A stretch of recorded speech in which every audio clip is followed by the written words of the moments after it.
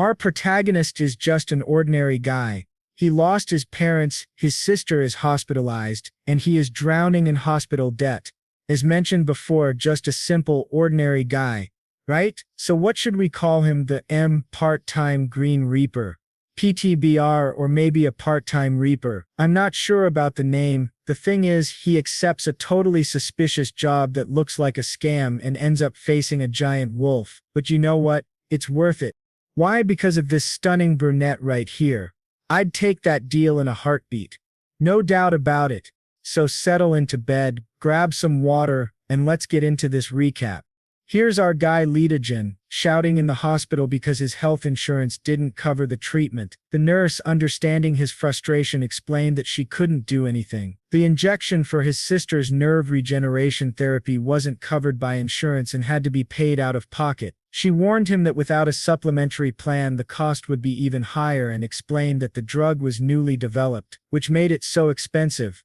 When he heard the price, exactly 5 million honros, he was stunned. His sister's doctor had already said that if she didn't receive the spinal injection twice a month, she would suffer paralysis in the lower half of her body. She is the most important person in his life, and he felt powerless. When you don't have money, the moments when you need it most are terrifying. Now, because of that lack, his sister's life had a price tag. Sensing his worry, she asked about the hospital bill and whether it was very high. He wondered if he should tell her everything.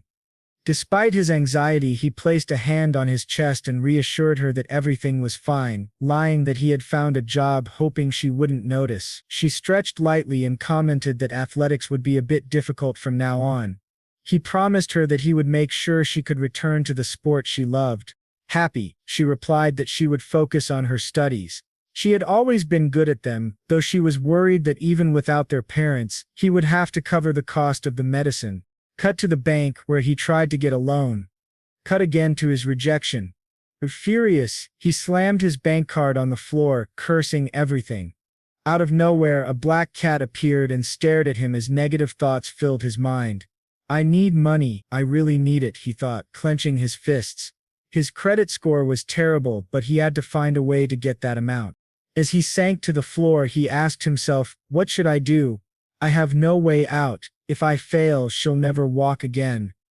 Yet, despite everything, he stood up, deciding it wasn't the time to cry. The cat, still nearby, played with his bank card. As he shooed the cat away, something caught his eye.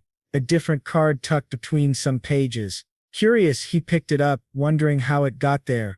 The card said to call a number if you wanted a high-paying daily wage dispatch job. Suspicious. Very suspicious. He thought it was obviously a scam and tossed the card aside, telling himself he wasn't that desperate. Of course, that wasn't true. Later, a notification from his bank arrived on his phone. The scariest thing about debt, he realized, is how it keeps growing over time, with all those bills piling up.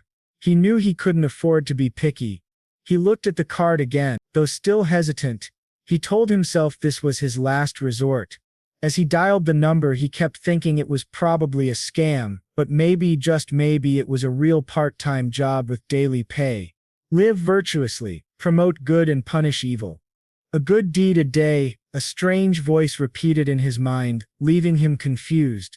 Suddenly, he heard a greeting on the other end of the line. The unexpected voice made him fall silent. A sound of irritation came from the other end of the call, catching him by surprise. As he looked at his phone, the person on the line asked if he had just called. Yes, he replied, but that person was truly strange, remarking that it was surprising there were actually people who would call that number. Suddenly he was told that tonight's job was at the municipal hospital, in the funeral hall, and that he needed to arrive by 10:50. Shocked, he thought to himself, isn't that in about 30 minutes? Is there a problem? The voice asked. No, he answered. A short time later, at the hospital, he remembered the instructions about the dress code. He had to wear a black suit. Staring at his phone, he thought he couldn't really ask what kind of work he would be doing. If something went wrong, he would just run away as fast as possible. While he was lost in thought, someone approached him and asked if he was Leetajan. That's me, he replied. Our guy, Dejimus, you know. Suddenly he blushed because standing in front of him was a stunning brunette who had come to confirm his name. She was breathtaking. When I first saw her, I felt two things. First was an odd sense of deep trust, for no apparent reason. But as she greeted me, the second was a wave of inexplicable fear, like sinking into the depths of a dark ocean. Thalassophobia. That was the feeling this cold, beautiful woman gave me. And yes, you might be wondering about thalassophobia, an intense, irrational fear of the sea, oceans, or other large bodies of deep water. It can cause anxiety, avoidance of aquatic environments, and even physical panic-like symptoms. It might be triggered by the sheer vastness of the ocean, by the presence of sea creatures, or by the idea of hidden dangers in the deep. With professional help, such as a psychologist or psychiatrist, it can be managed, improving one's quality of life. Anyway, it's an uncommon fear. I think Digo mentioned once on his reaction channel that he had thalassophobia, though I'm not totally sure. It was in a video about marine creatures, I believe. Back to the moment, standing before the brunette, he wondered if she wasn't standing a little too close. She gazed straight into his eyes with an intensity that made him look away, his heart racing. Finally, she asked him to follow her. He couldn't help thinking how striking she was, almost doll-like, with a surreal presence. He asked her what kind of work they were about to do. She answered that they were heading to the hospital's funeral hall. There they saw two people. The woman demanded that an older man let her go, while the man wearing an unsettling smile asked why she was so irritated.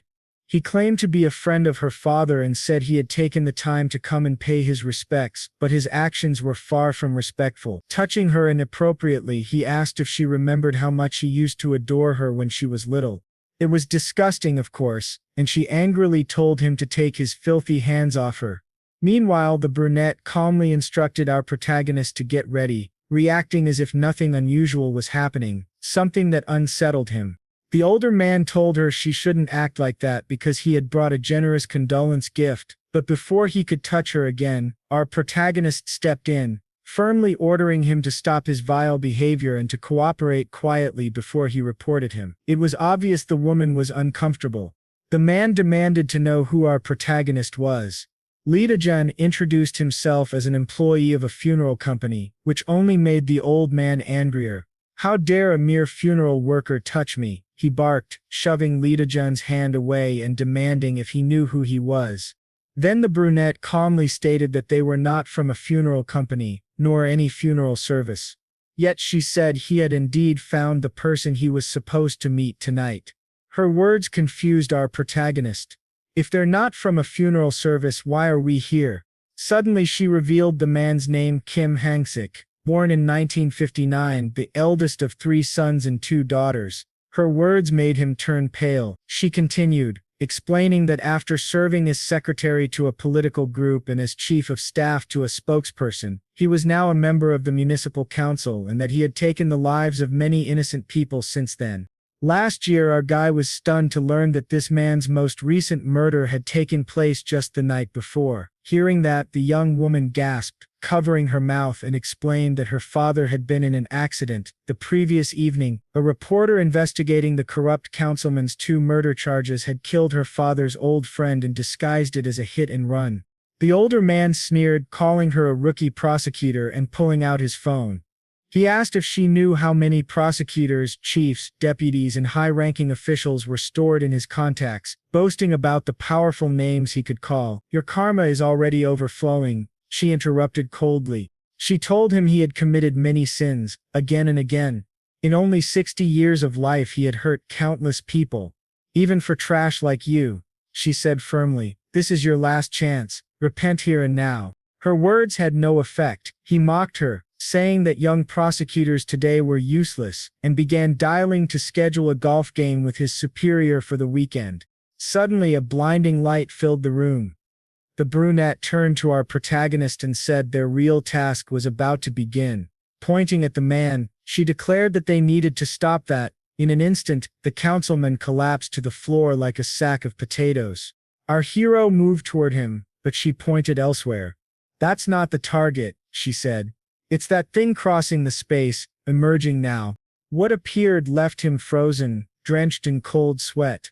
As life goes on, he thought, you face things you simply have to endure, often cruel, never gentle. Before him stood something irrational, gleaming claws, white fur covering a massive body. A gigantic wolf. The beast demanded to know who they were, asking if they were merely prey meant to be left here. Dojimas urged them to run, but panic struck when he saw the councilman had vanished. The brunette calmly explained that they were the ones who had disappeared, for they had entered the monster's barrier, a realm where the creature lures its prey, the wicked whose evil deeds span lifetimes, to hunt them on its own ground. The wolf lunged at them, striking the floor with its powerful paw. Thanks to our protagonist's quick reaction, they dodged and landed gracefully. Staring him down, the woman said they had to end tonight's hunt. Channeling its magic, the wolf growled that it understood they had come to interfere with its game, warning that if they intended to block its path it would kill them here and now. Then we saw her move. A magic circle flared to life, forming a gigantic shield that absorbed the impact of the attack. She defended flawlessly, striking a confident pose. She knew she had style. Dojima stood frozen as the wolf addressed her directly. Tolela, it called her, asking if she truly meant to confront it. Despite his fear, he realized this was no dream, it was real. Sweating, he faced the beast as it gathered strength for another strike. Again the wolf attacked, slamming the ground and kicking up a storm of dust. Through the haze, faint human silhouettes appeared. The wolf clicked its tongue at the sight and mocked him, saying that being carried by a woman stripped him of his manhood.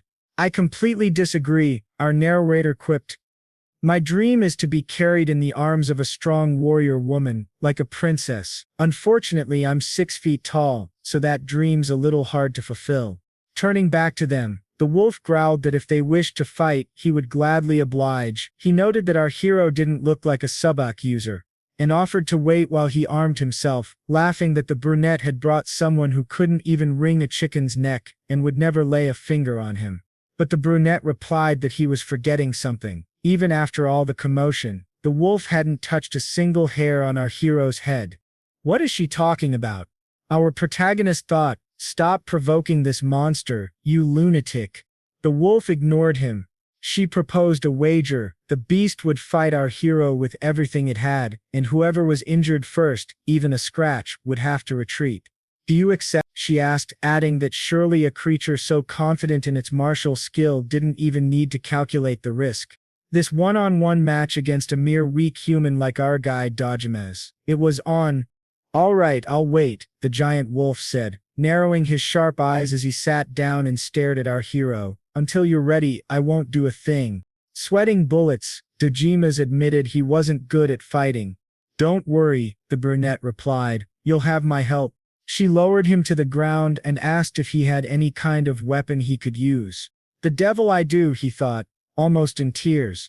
Alarmed, he asked what made her think he could possibly fight a monster like that. She calmly answered that she believed he was perfectly capable of handling this macaque. If he was a scholar who had continued to develop his skills, then he should be able to shoot a bow and arrow. Their back and forth turned almost playful. Could he handle a blade? Scissors? Maybe a whip or a staff? He joked back, but the talk went nowhere. Suddenly she stepped closer and asked if he truly had no weapon at all. Of course not, he said.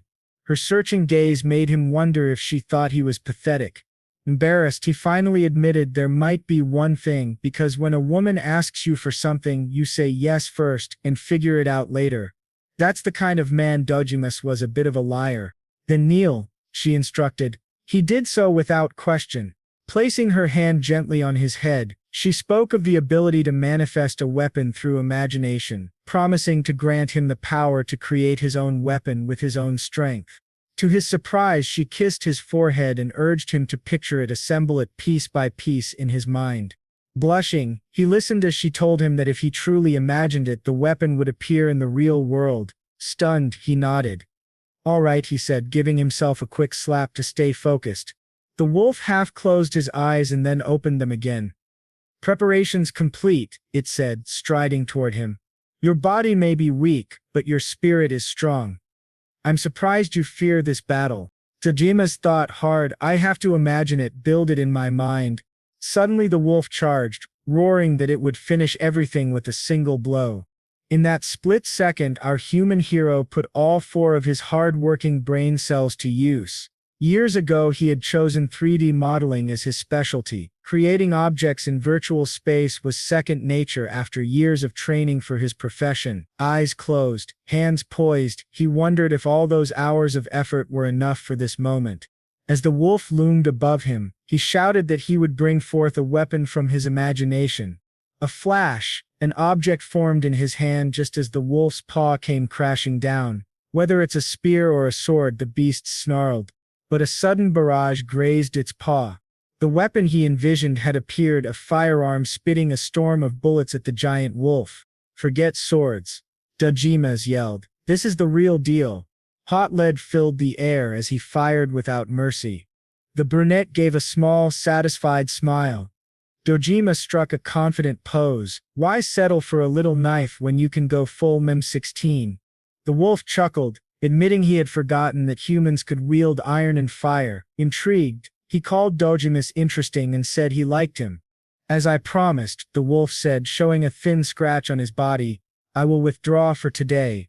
With a chilling grin he introduced himself. "My name is Banturi, the Night Frost, one of the 6 fangs." Dojima responded proudly. "And I am Dojima, a reservist of the Republic of Korea." Stylish as ever. Banturi stared intently, saying he would remember that name, and then disappeared.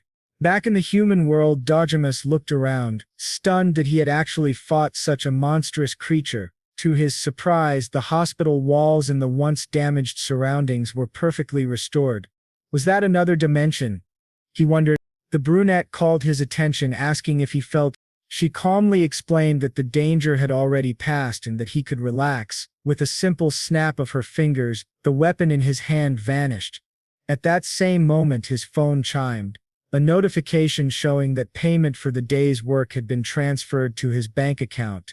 Approaching him, she said she wanted to explain the job step by step, but our guy interrupted, saying he had only come for the daily pay and had no intention of doing such a dangerous and strange job again. After saying that, he announced he was leaving. Before he could go, however, the woman stopped him and pulled out a black envelope. She explained that inside was the same amount of money that had just been deposited into his account. He froze, imagining the sweet sound of another payment hitting his balance. She smiled with practiced charm. She knew exactly how striking she was, and handed him the envelope. "If you change your mind and want to see me again," she said, "just open this black envelope. No matter where you are, I will come to you." Running a hand through her hair, she gave him a look that could stop time. She hoped the day of their next meeting wouldn't be far off. Then an accident. Out of nowhere, a car flipped, tossing everyone around. Someone shouted to our hero, begging him to take care of their little sister. But it was only a dream. He woke suddenly, startled by the cold shock of an ice cube landing on his lap. His younger sister had thrown it to wake him. "You asked me to wake you up," she reminded him. On the desk sat the same black envelope.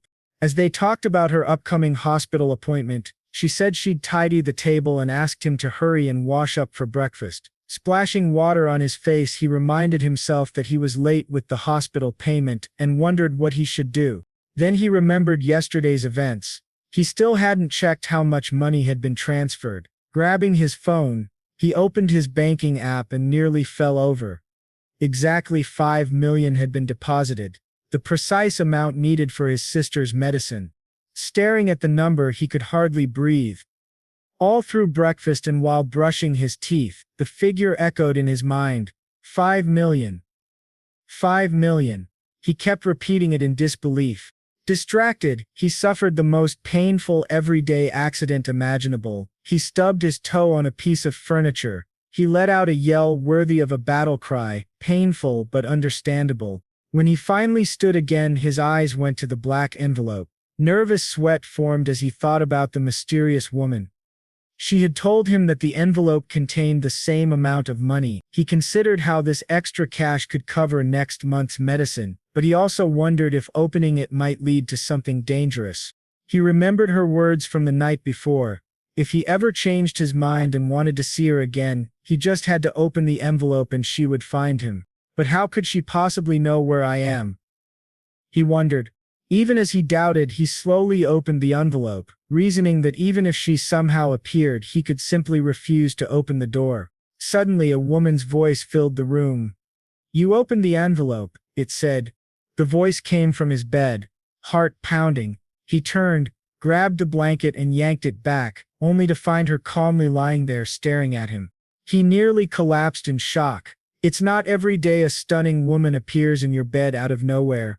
From the hallway, his sister called out, asking if he was all right. When she started to draw back the curtain that divided their rooms, he shouted, "No." Confused, she asked what he was doing. He insisted she not open the curtain without knocking first. She tapped lightly on the blanket, asking if she could come in now. He stammered something about hearing a woman's voice coming from his phone. Blushing, the mysterious woman finally answered in a soft voice. His little sister, with a playful smirk, said she already knew about it. His little sister teased him, saying she knew how lonely her brother felt, unable to get a girlfriend, and this open-minded sister of his really understood, and respected that. In other words, she thought her brother had been going 5 against 1, you know. She gave him another playful jab with a hint of sarcasm. Then she asked if it wasn't a bit extreme to be doing that in the middle of the day, before announcing she was heading to the convenience store and leaving him alone. A huge misunderstanding, that's what this was. Flustered and a little red-faced, he thought to himself that it was actually fine. Better to be misunderstood in this way. Meanwhile, the mysterious woman, impossibly beautiful, spoke in her smooth, velvety voice, asking whether he had changed his mind. "Somewhere else, our guy, who by the way owns the best shirts anyone has ever seen. Seriously, I need to buy some of those," was suddenly distracted by the news. A report announced that Deputy Kane had died in a hit-and-run accident that morning. A chill ran down his spine. "Wait," he said, "isn't that the disgusting old man?" "Yes," the dark-haired woman replied calmly. "Early this morning he died instantly, an accident right in front of the hospital." With dry irony, she added, "It's the same way he used to take the lives of others. He simply reaped what he sowed." Our human companion stayed silent. Changing the subject, she thanked him for defeating the giant wolf. Because of that, she explained, the soul of Mr. Kin was safely guided to hell. "Hell?" he asked, confused. Curious now, he pressed her to reveal her true identity. "As you've already guessed," she answered coolly, "I am from the underworld." Great, he thought, swallowing hard. This gorgeous woman is completely unhinged, straight from the underworld. Trembling, he asked if he was supposed to drag people whose time had come down to the underworld with her, becoming some kind of grim reaper. "Two things are wrong with that idea," she corrected him. "First, I currently serve as a messenger. My classification isn't that of a reaper, but of a consultant. My job is to subdue and defeat demonic creatures. It's not merely guiding souls. The power of a consultant like me isn't usually required for simple escorting. Our duty is to protect souls." He asked if that meant protecting human souls from giant monsters like the wolf they had faced earlier. "Yes," she said, "these monsters are the only beings in all creation not born of natural order. They spring from human sins, creatures that don't belong to the natural cycle. Outside the history of human souls, they are ultimate predators of demonic beasts, what the ancient builders call mucky dunk." Elsewhere, a scene unfolded of someone punching so hard it seemed to crack reality itself. A young man with a tail and animal traits, looking very much like Night Frost, essentially his human form. "Looks like our wolf has a boyfriend." I couldn't help thinking, I'd love to see fan art of those two together. That would be amazing. Sudden laughter echoed. Someone mocked that the invincible Night Frost had lost a fight to a human. A boy, grinning, asked why all the training if he still lost. Night Frost warned him to come down from the tree and look him in the eyes before he snapped his neck. The boy winked playfully, calling him insensitive as he leapt down. "I honestly didn't expect you to lose," he said, asking how he could fail his hunt. "It wasn't a failure," Night Frost replied. "I am a warrior. I kept my promise." The boy called him old-fashioned and juggled a stone on his foot like a soccer ball. "This is what people like you are called these days," he teased. "But I say you lost. You spent all your energy and that's a loss. No matter what." Night Frost calmly repeated, "I did not lose. I fulfilled my promise." Switching topics, the boy said their mother wanted to hear the reason for his failed hunt. Nightfrost gave a small nod and said he would visit her soon. Before leaving, the boy asked if that human was truly strong. Back with the mysterious woman, she continued explaining about their targets, wrongdoers like Deputy Kin, whose evil acts spanned lifetimes. Smuk Dug, she said, steals their souls corrupted by such wickedness. Dejimas raised a hand, asking if these stolen souls weren't simply the guilty reaping what they had sown. From his perspective, fighting monsters to protect such people didn't seem necessary. She closed her eyes for a moment and spoke of the universe's order, built around the cycle of souls turning endlessly through the wheel of reincarnation. Human souls pass through reincarnation, gradually accumulating good karma and becoming better, more virtuous, and of higher dimensions. This cycle of souls is the force that sustains the universal order, the law of the universe as determined by natural order. Human souls at the center of this cycle take hundreds of years to be born again. In other words, human souls are spiritually the most precious and valuable things in the entire universe. They must be protected for the sake of universal order. Dojam listened uneasily, staring at his own reflection. He thought about everything he'd just heard regarding universal law and reincarnation. Is this really how those religious people describe it? He wondered. Yet after everything that had happened the day before, he couldn't dismiss it. What he had accomplished with sheer thought alone, the lingering sensation of that weapon in his hand, even now he could still feel it. Interrupting his thoughts, the dark-haired woman placed a scroll on the table. She explained that human wrongdoing in the infernal system of purification created by natural order must receive just retribution and be thoroughly cleansed.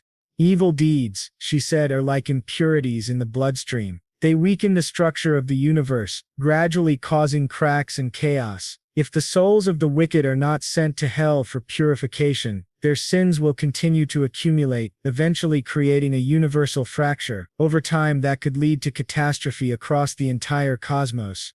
Uneasy, he admitted that he now understood why such souls needed protection. But he added, I don't have the luxury of worrying about cosmic disasters. I'm just someone barely able to survive while paying my younger sister's hospital bills. He stood, saying he'd heard what she had to say and was leaving. Before he could go, he turned back and asked if she was some kind of god. If you are, he said, why don't you fight directly? Why insist on battling alongside humans?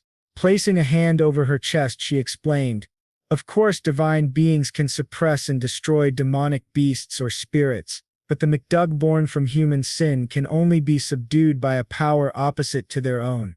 A human soul and the force of life itself. Our attacks, our divine weapons, cannot annihilate the MKG. That is why for the last 1,000 years we have formed cooperative bonds with humans, drawing on human strength to fight these monsters. Suddenly she grasped his hand and said with quiet conviction, you without a doubt possess the talent and the qualifications to be a protector of souls. When she suddenly grabbed his hand, it caught him off guard. Flushing slightly, he looked away, but the moment he saw his younger sister outside, returning from the market, he jumped out of his chair. The sudden reaction made the dark-haired woman curious. She asked what was wrong. A thought struck him. If there's any way to stop my sister's paralysis, he decided, as her older brother, I'll do anything. He grasped the woman's hand again and said there was something he wanted to ask. Curious, she tilted her head. What is it? Since you're a goddess, he asked, can you completely heal my sister's body? If you do, I'll take on any job you ask of me. The goddess's eyes softened with sympathy for his sister's condition, but she explained that direct divine intervention in human lives was strictly forbidden. Even a miracle performed for good could not be allowed. Regretfully, she lowered her head and apologized. Her sincerity was clear. She truly had no power to help his sister. To her surprise, he smiled faintly. It's all right, I expected a request like that would be difficult. But to keep my sister's illness under control, she needs an extremely expensive new medicine every month. If you can at least cover her hospital bills, I'll accept the job and fight these monsters at your side. Hearing this, the goddess gave a small, happy smile. They had already been through a lot together. Playfully he added that he'd love to live without worrying about daily expenses too, and blushing half-jokingly asked if she might upgrade his computer while she was at it. Looks like he's found himself a sugar goddess, he thought with a wry grin. Lucky guy. Later at home during dinner his sister drew his attention as she lowered her gaze. In a quiet voice he asked if she ever missed their mother and father, if she ever felt like crying. The question came out of nowhere, leaving her a little confused. Setting her book on the table, she assured him she was fine. Rising from her seat, she explained that she didn't feel lonely because her brother, had filled the emptiness left by their parents' absence. Her mature answer made him wonder if her mental age was greater than his own. Looking toward a family photograph, he silently asked their late parents not to worry. He was taking good care of his little sister. Somewhere unseen, the goddess thought the same, as if telling the parents from the other side that she too was looking after their eldest child. It was a touching moment. Elsewhere, someone was happily browsing the DVD and CD section. That same monster-like boy from before was there, picking up an album when a faint presence caught his attention. A rat creeping nearby. The boy warned the creature to be careful. "Don't you know humans are afraid of rats? Keep quiet. I just came here to buy a music CD discreetly." The rat bowed its head and apologized for the disturbance. Finally, the boy asked what it wanted. The rat pleaded to fight alongside him in the upcoming hunt, but the boy refused. "Do you even know what kind of human guardian this is?" The rat said it had heard he was the one who defeated Lord Gata with a single weapon.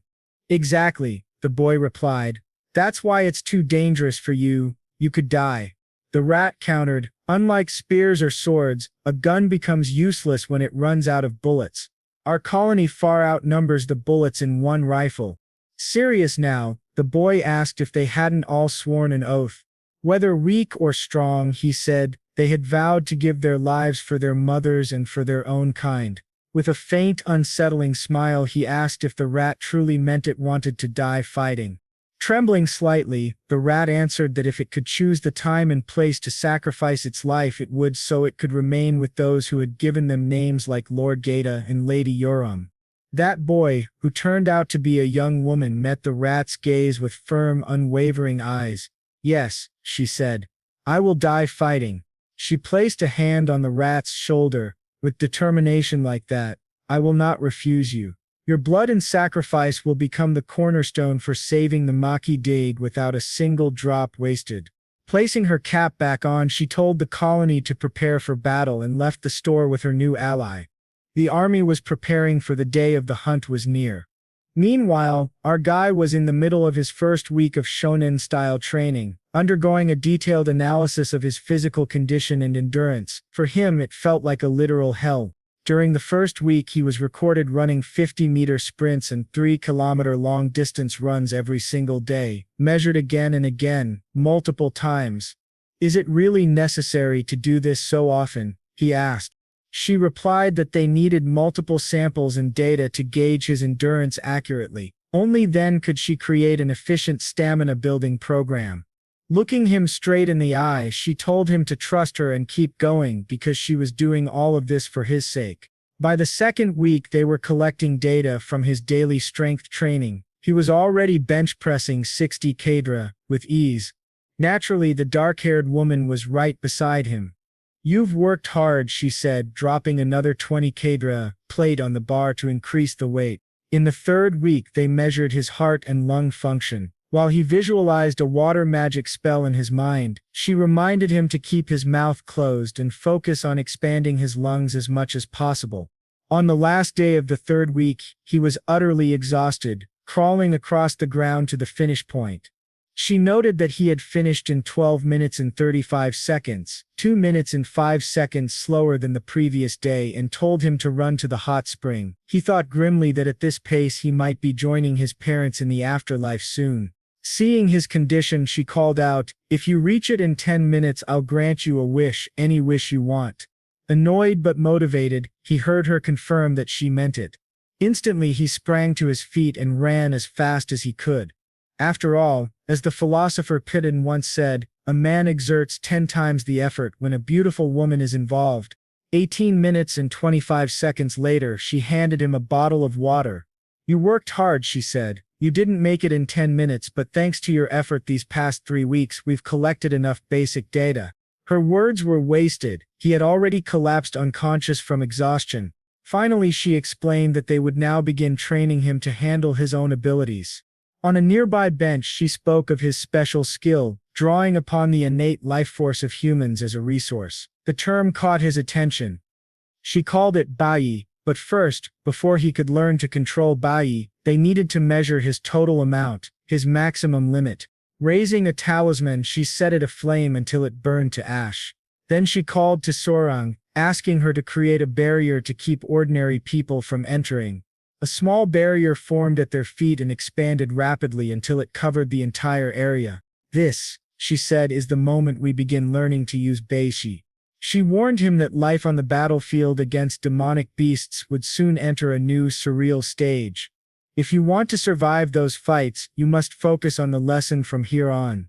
Elsewhere, a sharp-tongued marketing officer slammed a table in frustration. The dark-haired goddess, whom we'll call Sarah, had been busy for the past 3 weeks, and the officer was furious with Dojimus. All her plans to spend time with Sarah had been ruined because of him. Trembling with irritation, she cursed Dojimus for being so annoying.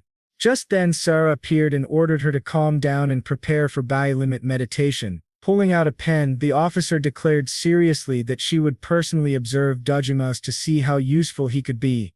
Back beside Dojimus, Sarah gestured with her hand. Just as you manifested a rifle before, she said, try now to create a small piece of metal shaped like a cube. Closing his eyes, he concentrated on forming the cube, channeling energy before him, and succeeded. Sarah encouraged him to keep adding weight while maintaining the same size. As the material grew denser, she praised his progress and told him to continue until she gave the signal to stop.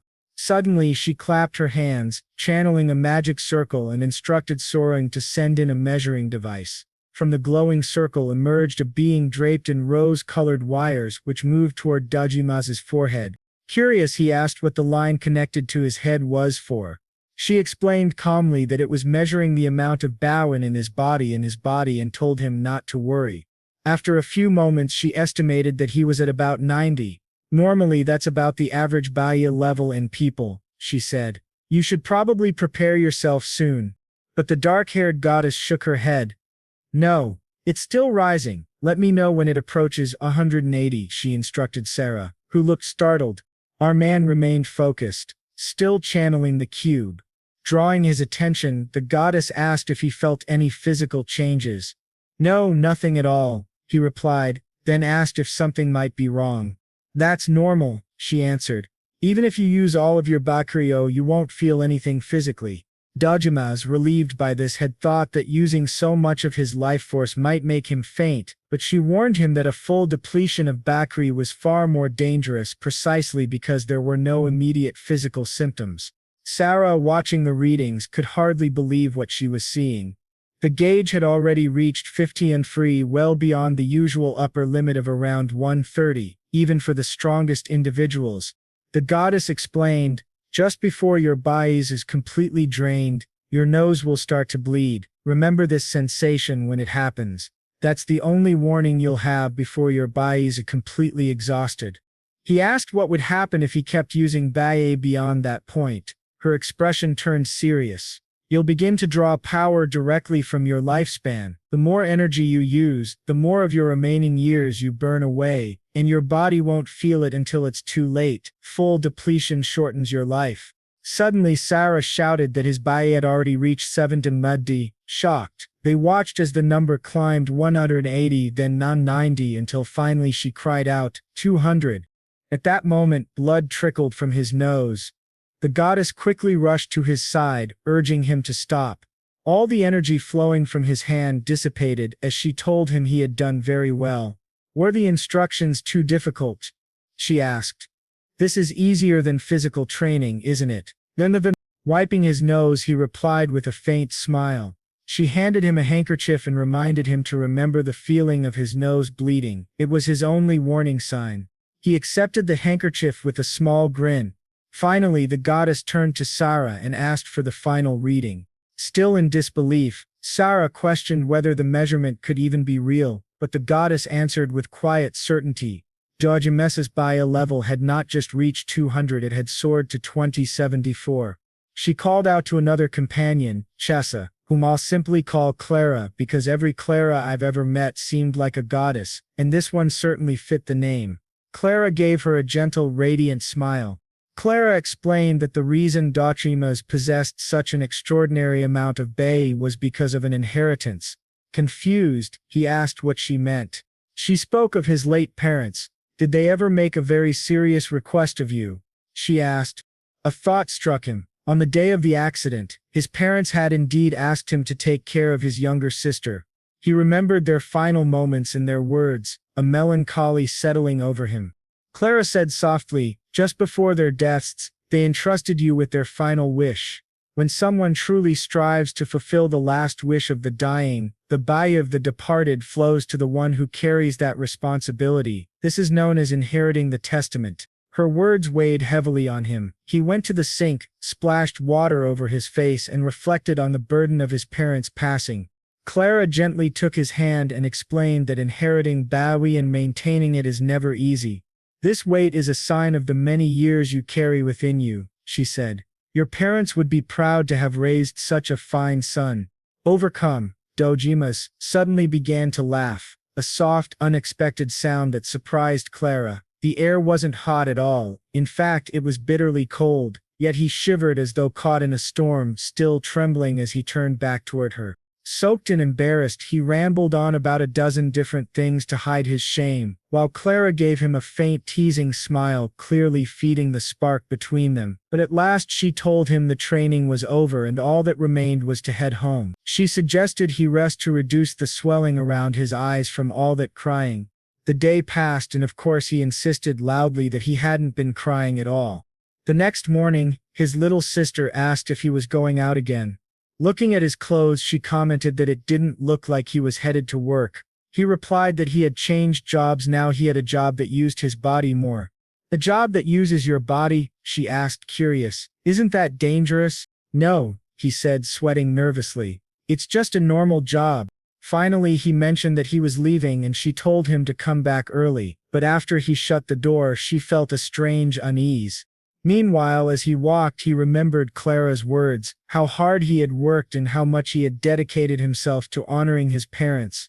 He looked at his own hand and thought of the bai left by their passing. If someone truly strives to fulfill the last wishes of a deceased loved one, their bai flows to that person. That vital force, that lingering will had been condensed into the cube before him. Clenching his fists, he told himself that neither he nor his younger sister were alone in this world. Just knowing that made all the effort worthwhile. Suddenly, a multi-purpose drone belonging to Clara appeared in training mode. It generated a barrier with a 500-meter radius to keep out intruders and began scanning his body. What the heck is this? He muttered, staring at the strange cat-shaped machine. Do not move. Remain still. I am measuring your physical condition, the robot replied in a mechanical voice. Uneasy, he thought the robot's voice sounded oddly familiar. Before he could dwell on it, Clara's voice came through, asking if they could begin real combat training. A little nervous, he admitted. I don't know how to fight monsters yet. Don't worry, she said. I won't make you fight a monster right away. Just then the little cat robot bounded toward him. Surprised, he wondered if it was the same cat he had encountered outside the bank. Clara asked if he had seen it before, then explained, its name is Dan Sumpiyor, a spiritual beast from the underworld. It forces sinners who hide their feelings to confess the truth. If it bites you, every thought and secret you have will come out honestly.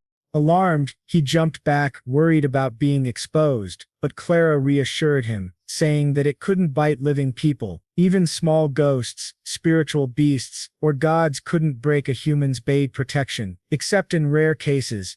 Then Clara turned to him with a playful look.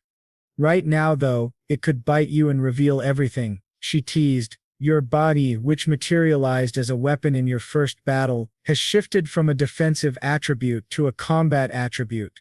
Before she finished, the cat suddenly bit him.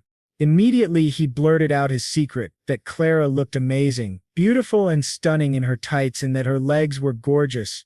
The confession made Sarah glare at him. Clearly annoyed, Clara, however, only tilted her head and asked if something had fallen on her, not quite understanding his words. Flustered and sweating, he stammered, "That's not exactly what I meant." Sarah crossed her arms and said sharply, "That's exactly what you meant." Then she turned to the cat and ordered it to bite him again. An intense aura filled the area, making him uneasy. "Is this some kind of joke?" he wondered, raising a finger in hesitation. "This is part of your training," Clara said calmly. Despite his misgivings, he shifted into a fighting stance, eyes fixed on the little cat. "It's just a cat," he thought.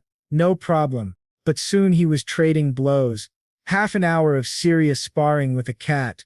"Ibama, I have nothing to do with this," the narrator quipped as the fight went on. In the end, he was thoroughly beaten by a cat. Clara approached, explaining that he should have listened to her instructions until the end. She hadn't even switched the training barrier to sparring mode yet. Meanwhile, Sarah was doubled over with laughter at his defeat. Clara gently stroked the cat's fur, soothing it, and said, "Take it easy. Dojimas isn't used to combat yet. That's why." Clara placed the kitten gently on the ground, clapped her hands, and explained that the effective range of this barrier generator was about 100 meters. In addition, it was a mobile barrier that followed Dojimas, allowing him to fight freely without restrictions. Snapping her fingers with a light smile, she announced that the training barrier was now set to sparring mode. "In sparring mode," she said, "your body becomes spiritualized. Even if you're attacked, only your spiritual body will be injured. When the barrier is lifted, you'll recover completely, so your physical body won't suffer any damage." Hearing this, Dojimas focused his bae into his hand, deciding to take it slow. To deal with the cat, he thought there was only one way. He summoned a cat toy, a simple fishing rod with a dangling lure. "He's turning into Gon," someone muttered. Suddenly Clara called out sharply for him to stay alert. In seconds, the toy mouse was already in the kitten's mouth, releasing an intense aura. Sarah warned, "When he sees a cat toy, his hunting instincts awaken, and when that happens, no one can stop him." The cat leapt with explosive energy, so powerful it startled Dojimas. Terrified, he bolted from the area as fast as he could, leaving Clara behind. Sarah shook her head and called him an idiot, while Clara merely smiled and commented that it was still excellent training. Dojimas was now learning firsthand the pain of being the prey. Sarah approached and asked to see the results of his 3 weeks of training. Nervously, he asked how he was supposed to fight a cat like that. It didn't seem possible with his bare hands. "That's fine," she said. "I'll explain how to use your bae against an enemy." Opening a translucent system screen, she continued, "Your bae attribute has shifted to combat. Bae has absolute defensive power against supernatural forces, but it can't be used for attacks by itself. To use bae in combat mode, its attribute must be transformed into 3 different combat attributes." Before she could finish, the kitten was already near him, forcing Dojimas to reposition. "The first attribute," Sarah explained, "is I will. If you consistently train your will, you can use physical abilities equivalent to a beast. You could even display agility similar to a cat." "Can I use that technique now?" he asked, surprised. "Impossible," Sarah replied flatly. In near tears, he begged her to tell him a way to win. She told him to study the theory in detail later at home.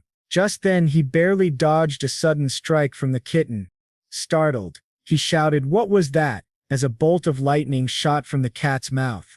"It's also a spiritual beast," Sarah explained. "It has the power to destroy evil and subdue demons. If you train the second attribute, gain tension, you'll be able to use combat spells like that lightning, as well as elemental powers like fire, wind, and telekinesis, projecting objects and wielding psychic abilities." The kitten unleashed another lightning strike, scorching the ground so fiercely that a puddle instantly evaporated. Dojimas jumped back, frightened. "To master Gi," Sarah continued, unfazed, "requires years of constant training. It can take years before you can effectively use spells and combat techniques of that level." "Stop with all this theory," he shouted, desperate. "Just tell me how to fight this cat." Suddenly, an aura of flames engulfed the kitten as it charged toward him. "You'll have a hard time using the first 2 attributes right now," Sarah said, but I can teach you an attribute you can use to unleash destructive power. Another system screen appeared as she explained, the third attribute is Shin, the spirit. This is the ability to use your spiritual bai, allowing you to manifest physical objects in reality. Dojima recalled the time he had summoned the rifle during his first battle. It's just like when you fought before, Sarah confirmed. You've already used Shin. Typically it's an attribute that soul protectors use to manifest bai-infused weapons capable of harming a muck. Suddenly the kitten raised its paw and channeled magic, enlarging it to an enormous size. Wait a second, this is getting dangerous, isn't it? Dojima said, panicked. Don't worry, Clara replied calmly. As soon as you step out of the barrier, inside the training barrier, every injury would heal once the session ended. Sarah grinned, clearly enjoying the spectacle. So in here, Dojima said, even if my body is cut, I won't die, right? You won't die, Sarah replied, but you'll feel intense pain. Before he could react, another violent swipe from the kitten tore into the ground. Dojima's trembled from the pain. A second attack followed almost immediately. Clicking his tongue, he realized that simply dodging at his current speed was impossible. Raising his hands, he channeled his bio, thinking he had no choice but to block the strike somehow. The kitten lunged again, but this time Dojima successfully defended himself. Though he was thrown backward, he had managed to use his shin, summoning a kind of iron shield. Clara looked impressed. Not bad, she said softly. You did very well. Facing the kitten once more, Clara explained. Even if you can't yet use defensive spells, the way you manifested that iron plate to block the attack shows that object manifestation can be used in real combat as a form of magic. The Shin Spirit attribute can partially substitute for the Gi Intention attribute. Dojima's focused again, channeling his Bei and summoning another shield. Defense is no longer a problem. He said to himself, I'll apply what I've learned. If I can adjust the weight of the metal, I can also manifest it differently. He concentrated and successfully formed a rifle in his hands. From now on, it's my turn to attack. Sarah watched with interest. Soul protectors so far have only manifested relatively simple weapons like spears or swords, she remarked. But you Dojimas can manifest modern firearms with complex structures at remarkable speed. Modern guns have destructive power comparable to offensive spells that require long training, although you'll eventually learn physical techniques of the I attribute or spells of the Gion attribute. For now, using Shin to manifest firearms is the most suitable combat style for you. However, as Dojima's aimed, she warned, with your current skills it will still be difficult to subdue Dalsin, even with a firearm. Almost immediately the kitten darted forward, dodging every bullet with ease. He's so small, too hard to hit, Dojima's thought. Before he could finish the thought, Dalsin was already upon him, delivering a brutal strike that sent him crashing to the ground like a sack of potatoes. Lying there, dazed, Dojima's watched the intense aura radiating from the spiritual cat as it prepared another attack. Trembling, he steadied himself, thinking, just a little more, just a little longer. Dalsin leapt toward him again, claws glowing. Dojima's gathered all his Bai and shouted, Cascade! To everyone's surprise, a massive surge of water burst forth, drenching the entire training ground and knocking Dalsin off his feet. The cat lay sprawled on the ground, thoroughly soaked. Dojima's, breathing hard, gave a faint smile as he channeled his Bai once more, forming a sturdy cage around the defeated creature. Capture complete, he said quietly. Sarah stared in disbelief. How did he create water like that? Manifesting a large quantity of shapeless liquid should only be possible after long advanced training with the Shin attribute. She turned to Clara. Wasn't this only the second time he's used his Bog to create an object? How is he so proficient? Clara's eyes softened. When it comes to attributes, she replied, Dojima's is simply a natural talent. Hours passed. Sarah gently tended to the drenched kitten, who now looked more pitiful than fearsome. Clara praised Dojima's warmly. You did well in your fight against Dalsin, she said. Sarah gave a small sigh, scratching her head. Cats really don't seem to like water, she murmured, remembering how fiercely the little beast had fought despite being a spiritual creature. By the rules of nature he was a cat and hated water. To Dojima's surprise, Sarah announced that today's training was over. She added that she would give him a light assignment for the next 3 days, pulling out what she jokingly called the Bolsonaro Encyclopedia. She explained that starting today he would study the internal structures of firearms from that book so he could manifest them accurately. You must memorize every detail so the weapons function without problems, she said. The most important firearms, the ones he should prioritize, were already marked with notes. Dojimas flipped through the book briefly. Clara told him that if he rested well, the bayi he had used during training would recover, which made him think of it like an MP bar in a video game. Sarah called his attention again, warning him to stay ready at all times for the next 3 days, because the wrongdoer whose bayi was nearly depleted had appeared. Clara also asked for a picture of the target, and a holographic system displayed the image of a woman. They explained that this woman's bayi would soon be completely exhausted, making her a prime target for the Mucky Dugga. Feeling uneasy, Dojimas asked if this meant what he thought it meant. With a calm face, Sarah confirmed that very soon she and Dojimas would face their first real battle together as partners. Time passed. In another location, a woman sat in her office, commenting to herself that her own face was beautiful, though she wasn't very tall. She muttered that nobody else was as attractive, then dismissed the thought, saying the woman in the photo looked fairly ordinary. Her grandfather was a prosecutor who had become a lawyer, which could make touching her troublesome. Looking over various photos of other women, she remarked that a certain pair might be fun to play with. She made a call to her manager, instructing him to contact number 3 and number 8 at the club that night. She was startled to hear that their big TV debut was scheduled for the day after tomorrow. Annoyed, she said they needed to worry less about entertainment and more about sending those 2 kids over immediately. Furious, she jumped from her chair and snapped at the man on the other end of the line, threatening that if he didn't stop playing games, she would move their act to a dingy corner bar instead of his cable TV station. After hanging up, her face burned with anger. "These pathetic games are getting on my nerves," she muttered. Before leaving, she told her secretary to have the driver ready and to call the club to say she was on her way. As she reached for her bag, a glimpse of white powder inside made her smile. "This should be enough," she whispered with satisfaction. Outside, an unseen presence watched her, noting that her bayi had weakened significantly. Someone, perhaps the same mysterious figure who had once worked with the rats, commented softly, apologizing for forgetting a name but assuring that by tomorrow she would be completely defenseless. A faint, sly smile crossed the hidden figure's face. "She's not my type at all," the voice said, "but he has committed so many evil acts that I have no choice but to devour him completely. What will happen next? Will our hero confront this dangerous woman? Will she be able to defeat him? And will the goddess Clara fall in love with Dojimas? Could there be a romance? I truly hope so. For now, those questions remain unanswered. If you're enjoying this story, give it a like so we'll know.